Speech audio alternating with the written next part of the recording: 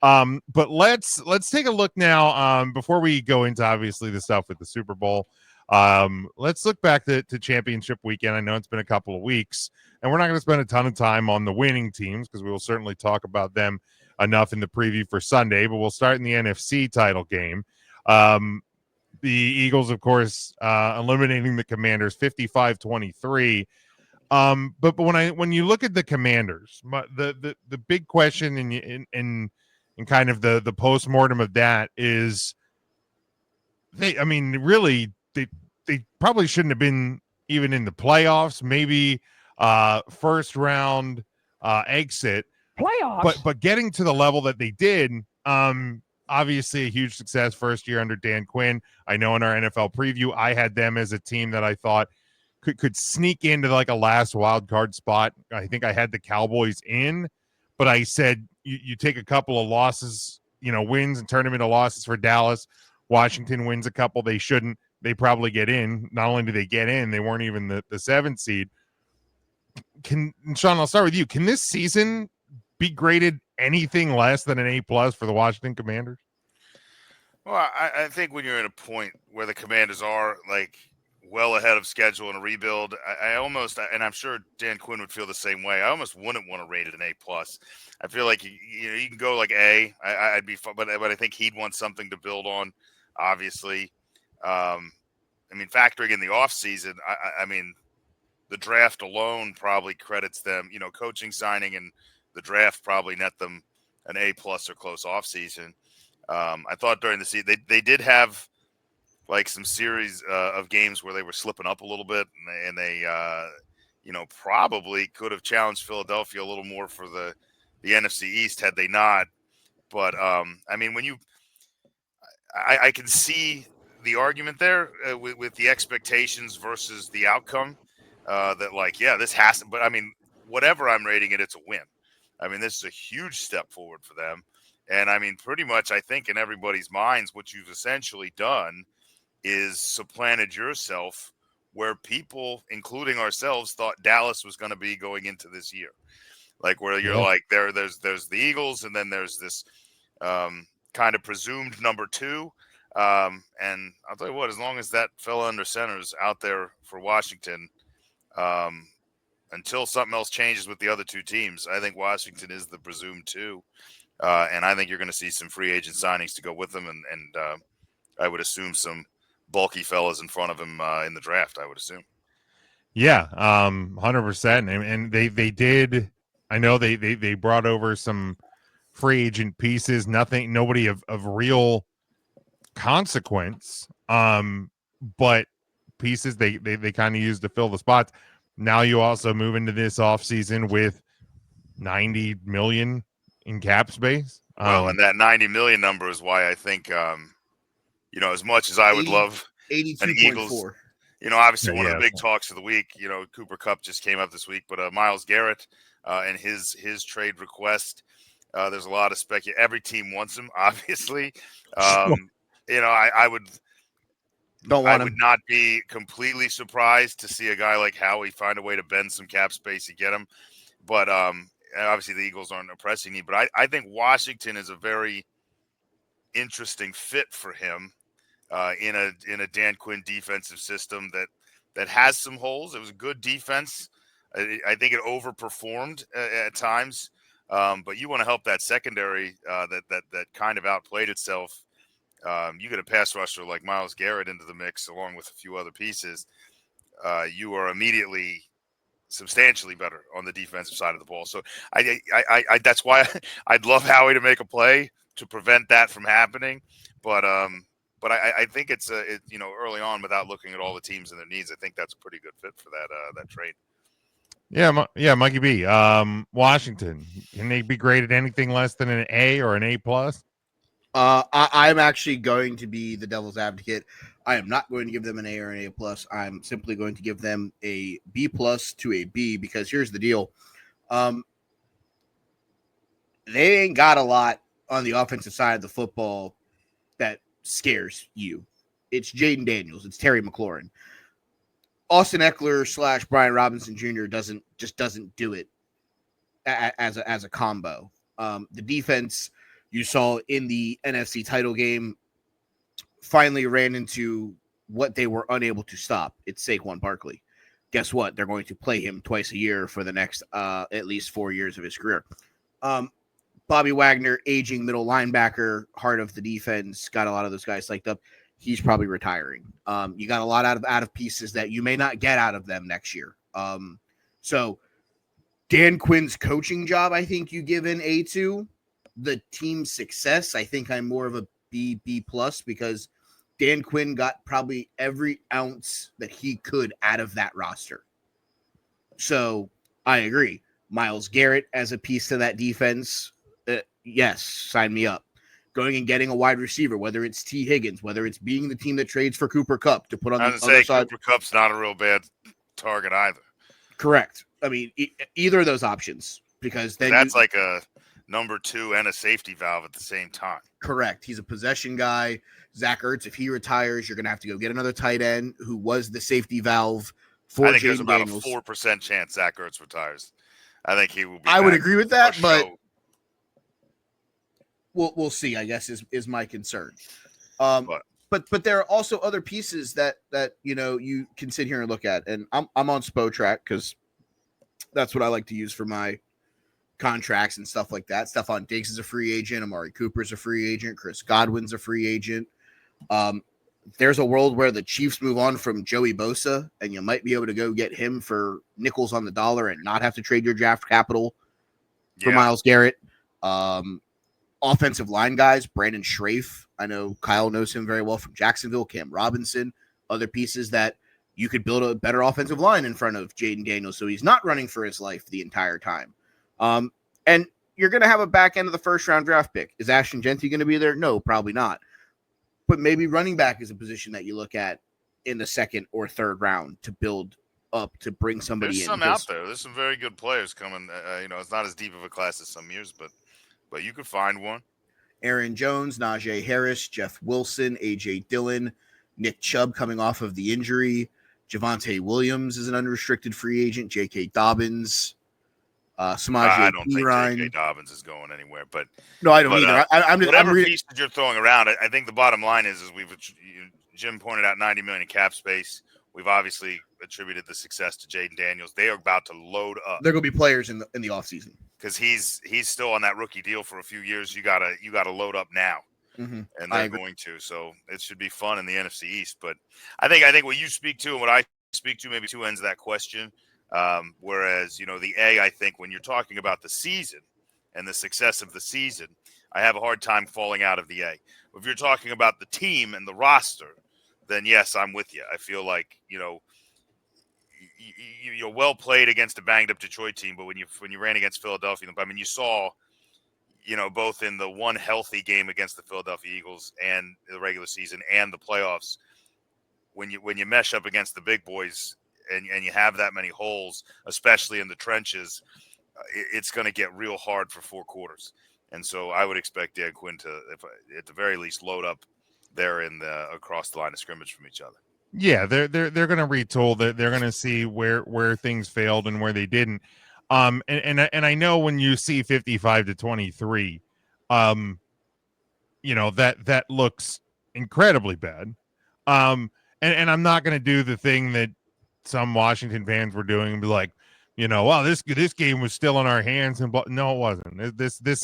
This game was never really in your hands. But when you kind of look at some of the details within the box score, yes, the Washington defense kind of hit that proverbial wall. But you take away a 60-yard touchdown run, Saquon Barkley had 58 yards on 14 carries. So the defense, the defense did a bit of the job there. You gave up 240 yards passing. So you kind of kept those weapons in check. The 4 turnovers is really what changed the game. You gave, and that probably also kept some of those offensive numbers down for Philly. But you gave the ball away way too much. You took your own momentum away a few times when you had it. So to me, I think that the defense even with its limitations, did their job as much as they could. The offense, again, they were very limited. They didn't have a lot of time, money, tools to fix the big picture in year one of Dan Quinn. So now, I think offensive line is a big piece. Definitely running game, definitely some weapons to take some of the pressure away from Scary Terry. And I think obviously with the guy you have under center, there's going to be success there. So for me, I think it's in the A category. You want to give it an A- because execution didn't happen in some of the key moments at the very end. Sure, but like you beat the team that many people had as if not the number one team in the NFL, at least the number one team for a lot of people in the NFC going into the postseason. You went into their house and cleaned them off their own field, and then you just it all Cinderella, the midnight struck. So well, I mean they got the benefit of what did them in the NFC title game. Bad turnovers.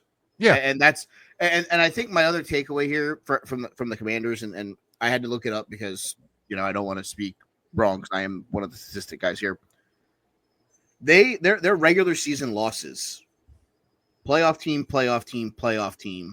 a rebuilding Dallas team, and they were able to take advantage of the Giants twice, mm-hmm. the Cowboys once, a really bad defensive Cincinnati team, sneaking out with wins by a point against the Saints and 6 points against the Fraud Cons, like 3 against the Bears. This is one of those seasons, though. We sit here at this show on February 4th and we're talking about A-. They have the opposite of this next season and lose all of these one-score games. Now we're going to be pressing the panic button going, sophomore slump, what went wrong, CJ Stroud. I was going to say, yes, see the Houston Texans. But that's the concern that I have, and maybe that's why I'm being a little bit more tentative to give it an A. Well, there's some merit here, Mike. I don't know if I picked through their schedule enough, but you're right. You look through and it's like, I mean, with the exception, I mean, when they got in the playoffs, obviously you beat 2 playoff teams in the playoffs, but beyond those losses, you beat an Eagles team without Jalen Hurts. Mm-hmm. But beyond that, an Eagles team that without Jalen Hurts was one Devontae Smith drop from putting that game away and not giving you a chance to come back. But with the exception of that game, none of the other – they didn't have a win against the playoff team other than that. I don't think. I'm like looking – I'm looking at their schedule right now. The win against you guys is the only team that made the playoffs. That made the playoffs. Every other playoff team that they played, they lost. And the one team you beat, when they did have their quarterback, forced 5 turnovers and sent you packing. You know what I mean? So I don't – maybe looking at it that way, maybe I'm willing to drop my greatest ghost and meet you in the middle there, Mike. I don't think the regular season looks like much of a win. The end result, great. You got there, you did your job, and you shut the door on a couple teams that, for all intents and purposes, from a depth of roster standpoint, I think both the Buccaneers and Lions are a deeper team than the Washington Commanders. So you kind of outcoached and outplayed your way through those, and just ran into a wall that you weren't quite built to get through. So, I mean, it's still a win. I mean, B's a good grade. Yeah, that's what I said. I think I'm at the B+ because it's a great start. But now it's got to be what's the next step. Like, sure. You give them an A, you give them an A+, and they go out there in the free agency in the draft, and they draft one offensive lineman, they sign one, they don't bring in any defensive help.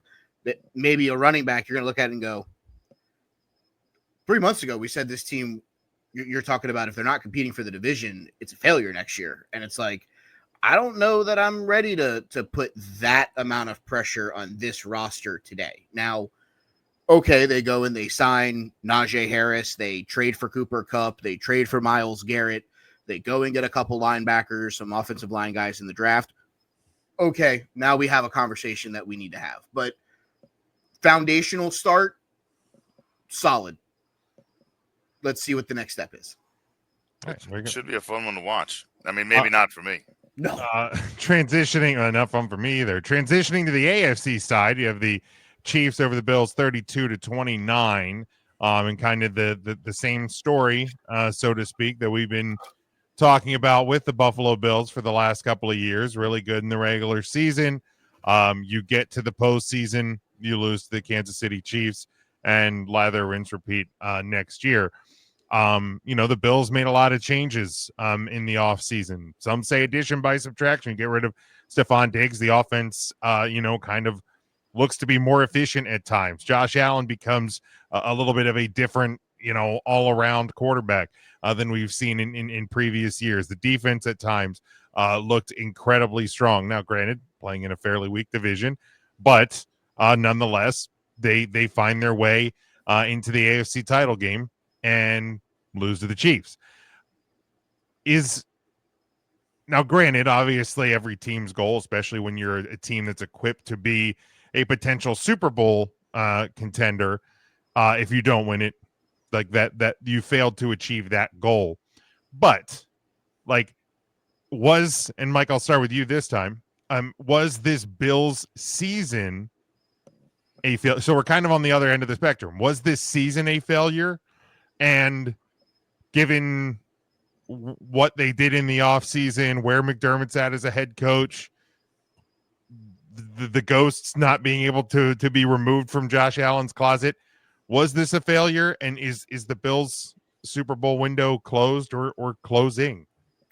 I will go ahead and say that it is not a failure. And I will say it's not a failure because I'm looking right now. Not one member of this panel took the Buffalo Bills to win the AFC East this year. Fair. No, but I had them in the Super Bowl. Yep. No, absolutely. You did. I have it right here. Was my Super Bowl. Mm-hmm. I have it right here. You're absolutely right. No, wait, did you? I think you had Eagles over Chiefs. Did I eventually take the Chiefs? I had the Bills in my. I think you inevitably landed on the Chiefs because that's what I have. EJ probably messed me up. Yeah, that's probably true. So, with that being said, what I'm at is, I don't necessarily know that it's so much a problem as it's you're gonna have to. He is Peyton Manning right now. And Patrick Mahomes is playing the role of Tom Brady. He gets there and he just can't get past Tom. And I think once he finally is able to beat Patrick, if he ever is, I think that opens the floodgates of it is possible. He can lose. He does bleed. I don't think it's a failure. Will I say that it's a home run? No, I will not, because you had an opportunity to win that football game. You had an opportunity with the football, and you didn't succeed. And shout out to Steve Spagnuolo for dialing up a hell of a fourth down blitz that was fantastic. But I can't even be mad at and a lot of people have. Oh, well, the tight end should have caught it. You know how hard it is to stop 200 plus pounds from going one direction and dive back the other way and potentially almost make a game-saving catch. That would have been an unreal catch. Unreal. I think it's some of the people criticizing that catch take a hit from their 5-year-old niece while they're trying to catch a ball, much less an NFL defender. Well, unfortunately, I think some of the athleticism on the play to get as close as he did, because it looked like it was a close play. Yeah. It looked like when he should have had it. But if you watch how much work he had to do to get that close, more than half the tight ends in the league would have never turned around. No, Correct. So it's not like Will Dissly's making that catch or getting anywhere near where it's just not going to happen. No, not at all. And I think that's my takeaway. Isaiah Likely maybe maybe gets close, but has a foot out of bounds somehow. Just a big toe. Just a toe. But that's my issue is the fourth down spot that has social media uprising. It's bad, but all of the negativity aside, all of the Chiefs got help aside, they still had the football left with 2 minutes. Yep. With the piece that's been what they've needed it to be all year, because it's been an offensive team that has been putting up points and points and more points and even more points. So it's like it's been the offense, and it's been the offense with Khalil Shakir, Keon Coleman, James Cook, Josh Allen, like Amari Cooper sprinkled in here every once in a while, Dawson Knox and Dalton Kincaid. But like, why wasn't James Cook on the field that last drive? Like, the coaching decisions and Sean McDermott, I think, is what needs to be looked at, not Josh Allen getting them to the AFC title game, not Josh Allen winning a division that he was pretty much left for dead for this year. The Bills team, I think the year's successful. Sean McDermott may have Dan Campbelled himself. Right. Right. Like, is McDermott the problem? Is you know? I mean, I think there's a real conversation to fire him, but I think there's a real conversation to be had. Yeah. So, Sean, same question to you. Bills season failure, and is the window closed or closing? Well, and maybe it's a little devil's advocate here on my end this time around, but I think the season's absolutely a failure. I think this is a team. It's harder because, you know, on the other side of the league, you know, you have a team like the Eagles that goes out to get to Saquon Barkley. They add pieces, they add coordinators. They start and the Eagles very much were Super Bowl or bust. I think, looking at the division and looking at the conference, the Bills were supposed to be in that kind of same driver's seat, Super Bowl or bust, and I feel like for as close as they've been, that was the goal, you know, no brainer. But then, like you said, the addition by subtraction, some of the, you know, we made fun of Dallas for a good part of the year for a lackluster offseason. I would argue that with the exception of, yeah, I mean, it was, but I feel like the Bills offseason was somewhat lackluster as well. I mean, I'm not saying Stephon Diggs was going to be the Stephon Diggs we remember from several years ago, but he was at least somebody when push came to shove and Josh Allen knew the blitz was coming and Josh Allen was in a spot where he needed 6, 7, 8, sometimes more yards. He at least knew Diggs was going to give him a shot and almost be a surefire to be open at some point. And I'm not sure. Shakir played very well. I think he played admirably. I think if he had a Diggs or someone like that on the other side, Shakir's an outstanding two. It would have allowed you to put Keon Coleman, the rookie that you know, again, when healthy, looked very good. You could have kept him in the slot, which I think he looked more successful at anyway. So to just abandon the number one, that's the Peyton Manning comparison. I like it from a can't get over the hump standpoint. But what the Colts never did was go, hey, Peyton, we're just going to get rid of all your stars at wideout. You know, it's just it's going to be Dallas, Clark, and one running back. You know, like I don't feel that the effort on offense was there. And he did not have a receiver eclipse 900 receiving yards in the regular season. Who's that? This year, Buffalo. The Bills? Yeah, I'm looking at it right now. That's not a surprise. Great, Bob. You know, because at one point in fantasy, I had in one league, I had Shakir and Coleman on the same roster, just waiting for one of them to like be the guy, and then I realized there wasn't going to be a guy. I wound up cutting both. Just do it. In fact, that was Jim's league. I wound up winning that. Khalil Shakir, 76 catches for 821 and 4 scores. Keon Coleman in 13 games only had 29 receptions. Yeah, they went for 556 yards and 4 scores. And a couple big plays and a couple big goal line plays, and I think that's, you know, but that's something he can do out of the slot, like to take away the number one. And then I don't think Allen's numbers, like as good as he looked and as much of an MVP as he looked, putting a team on his back, the numbers weren't there. They didn't feel like Josh Allen numbers. The rushing numbers, sure, but like I didn't see a lot statistically, passing yards wise, at least midway through the season, that I was like, wow, this guy's lighting the league on fire. I mean, people got excited by the look of a 13-14. Yeah, I mean, winning and losing, it was. I mean, but it felt kind of Pat Mahomes-ish, like a step back, but still winning. 63.6% completion ratio, 3,731 yards, average 219 a game. 28 touchdowns, 6 interceptions, QBR. Yeah, the touchdowns to picks is still a very Josh Allen stat. but I mean, the number of touchdowns I think is a dip. I would guess. Now he may just have made up for them with rushing touchdowns. I'm not looking at him in front of me, but it just seemed odd. And then to 12. be, yeah, there you go. Yeah, but the other thing is a lot of people will also talk about his beginning half of the year where he didn't throw an interception until October 27th on the road in Seattle. Like a lot of people just fell in love with the fact that he wasn't turning the ball over. Yeah. Sean, you're muted. You either unplugged yourself or something because I see your lips moving. Yeah, I don't There know it is. how I bumped There that. he is. I don't know what happened there. Found him. Weird. I'll have to watch that. Must be a hairpin trigger there. But yeah, I think the yardage total, seems like a dip. The interception number, obviously, I mean that's kind of his shtick. And sometimes not having the number one may help that interception number because your number one corner and your shifts on defense. You don't know where to go because there really isn't one. There's no star to go get. It's just go after Josh and hope for the best.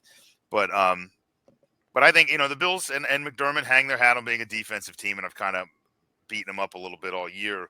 That I've felt that they forced a lot of turnovers, and that helps.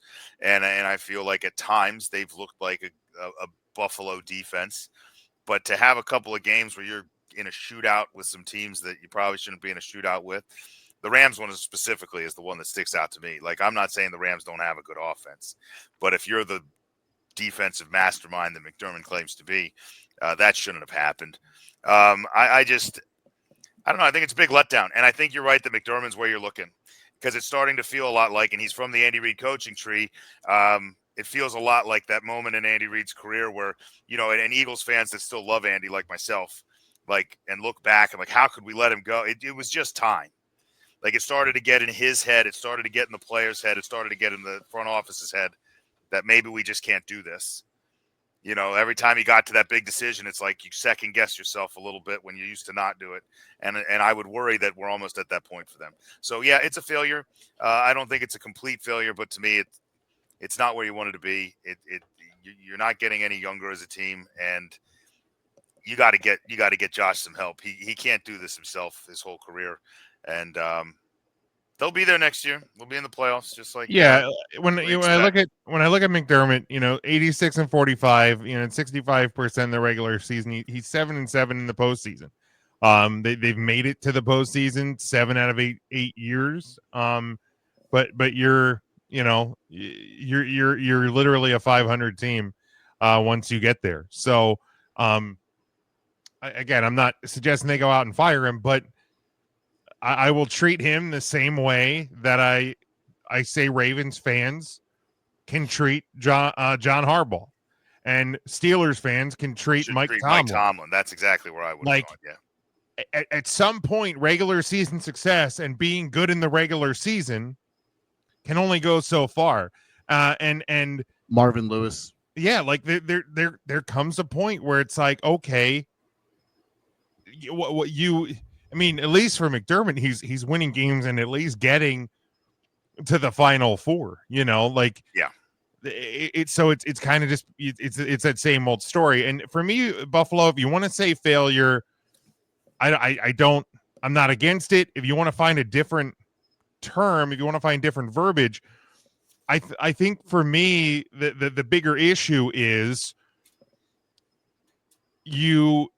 it almost feels like a wasted Josh Allen year, because he's kind of in the prime right now. So I don't think the window's closing. I think the Bills are still closed. I think the Bills are still one of the best teams in the AFC. But you have now wasted a Josh Allen prime year when you kind of bought into your own hype a bit, and I feel like that's what ended up costing you in this game. So if the Bills actually find a way to win, do they beat the Eagles? I don't know. But at least get there and find out. Sure. I'm with Mike. Yeah, I don't know what your take is on it, Jim. The bad spot question mark, lack of penalty. I thought the game was called fairly clean, and Was that a first down? Maybe. Was it also a very predictable fourth down play, especially with what you've been calling in the last several weeks? Absolutely. It didn't take a genius to figure out where it was going, but I don't, you can't bring it down to that one play. Like it's like that game was underplayed, undercoached. No, because if the Bills turn it over the very next play, then that fourth down didn't matter anyhow. Right. There's no guarantee they're going to score. It's same thing as the no targeting in the Arizona State Texas game. Like, should that have been called? Yeah, it should have been called, but like there's still no guarantee Arizona State hits field goal to wins the game. Correct. Here's my only, and I don't think, like, everybody does want to kind of point that finger. And regardless of your thoughts on it, my issue with what happened with that fourth down play is not the review itself, because once they spotted the ball, and that's the spot they're doing the review from, I don't think you can overturn it, because there wasn't anything enough inconclusively on review to change the spot where the ball was. My issue was how they got to where that ball was spotted, because when you look at the play, the top official, the official at the top of the screen, is the one who can see Josh Allen's front and see the ball. The guy at the bottom of the screen is looking into Josh Allen's back. He doesn't see the ball at all. The official from the top of the screen is coming down first down. He has the ball ahead of that line. The guy at the bottom of the screen is a yard short. I don't know how in that discussion, the guy who never saw the ball wins the argument of where the ball gets spotted. That's my only problem with it. Like, you want to go to review, maybe where the guy would have actually put it on the ground, it still would have ended up like the note card short or whatever, like they did with the Cowboys and the Raiders that one time. But that like how that discussion went down is what kind of boggled my mind. But yeah, it can't come down to one play. You shouldn't let it come down to one play. And yeah, you should have been more creative on that fourth down. But that puts the close on the championship weekend. Bills and Commanders, as they say in Happy Gilmore, better luck next year. And before we get to the and Devin did say that one of these seasons he thinks the Bills are going to figure it out and beat the Chiefs. I hope not. I hope the Bengals fucking are the only ones that beat Well, him so that Joe Burrow can be the god. Look, as long as the Chiefs stop winning, I'll let it happen.